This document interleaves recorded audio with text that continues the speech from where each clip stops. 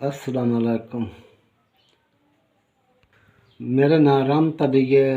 10 सालों तो मैं मजदूर होया हालत में पै गया ते उस तो मैं कोई दवाई दारू का आसरा नहीं, ना कोई निके निके बच्चे न तो कोई दे छड़े तो दवाई ले लेना, इतों ना लवे तो नहीं लैन होंदी दूर दी।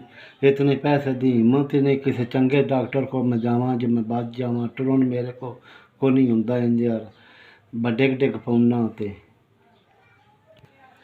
चंगे जे डॉक्टर को मैं जावां मत मेरे को कोई चारा नहीं लभन किसी डॉक्टर को जावां मैंने कोई वाल गल हो जाए जां बच जावां। पैसा कोई नहीं मेरे को को कोई दे अल्लाह दे आसरे ते बैठा हाँ। जे कोई दे छड़िया ना दवाई लै लभ जाए तो चंगे जे डॉक्टर को मत मैं भी बची जावां। 1 2 3 4 ਤੁਹਾਡਾ ਕੱਲਿਆ 4000 रुपया ਮੈਨੂੰ ਮਦਦ ਮਿਲੀ ਜੇ ਮੈਂ ਕਿਸੇ ਚੰਗੇ ਜਿਹੇ ਡਾਕਟਰ ਕੋਲ ਜਾਵਾਂਗਾ ਦਵਾਈ ਲਿਆਵਾਂ ਦਾ।